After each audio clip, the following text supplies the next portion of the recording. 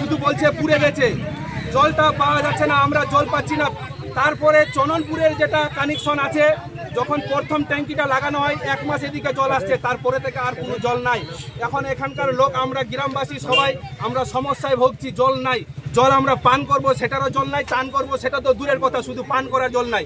তারপরে সামনে পবিত্র রমজান মাস, এই রমজান মাসের জন্য আমাদের জলের প্রয়োজন প্রচুর। এটার জন্য আমাদের ব্লকের কাছে বা পঞ্চায়েতের কাছে বা মেম্বারের কাছে বা বিধায়কের কাছে আমাদের আবেদন যেন আমরা পানীয় জল পাই। এটার জন্য আমরা রাস্তা পথ অবরোধ করা হয়েছে। সরকারি জল পেতে গেলে কি, সরকারিভাবে জল পেতে গেলে টাকা লাগে?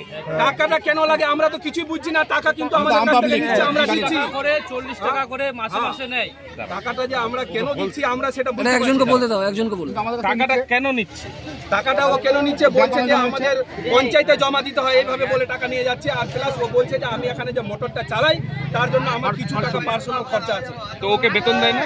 ওকে বেতন সরকার থেকে মনে হয় দেয় না, না কি দিচ্ছে আমরা সেটা বলতে পারছি না ঠিক করে। আমরা সেটা ঠিকভাবে জানছি না, যেটা আমরা সেটা বলতে পারছি না। তদন্ত করে দেখতে হবে, কিন্তু আমাদের কাছ থেকে সেটা তদন্ত করে দেখতে হবে। 40 টাকা প্রতি মাসে বেতন পাচ্ছে কি পাচ্ছে না পঞ্চায়েত থেকে, সরকার এটা তদন্ত করুন। আমরা যদি যাচ্ছি ওখানে তো ঝগড়া মারপিট একটা সৃষ্টি আছে। কতগুলো বাড়ি আছে এখানে? ধরে নেন 500 উপর বাড়ি। দুই পাড়া মিলে? দুই পাড়া না, এক পাড়াই। চূড়ামন থেকে খানপাড়া থেকে মানে চাকলা এগুলো সম্পূর্ণ জল দিচ্ছে ও। এগুলো তো ফ্রি। টোটাল 1500 উপর বাড়ি হবে।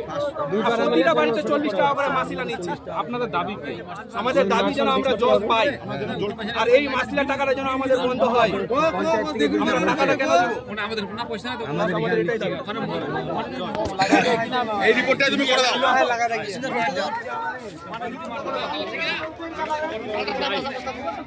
এটা একদম নিউজটা এমন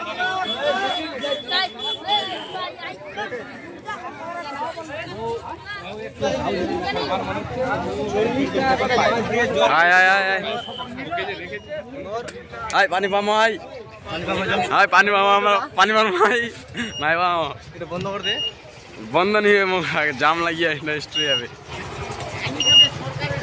চলো পানি পাবে না তো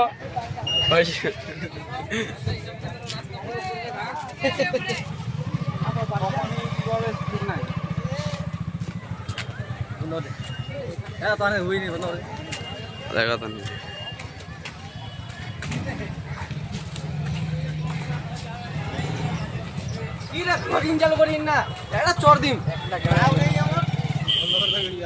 কিয়া পানি বন্ধ করে দিয়েছি।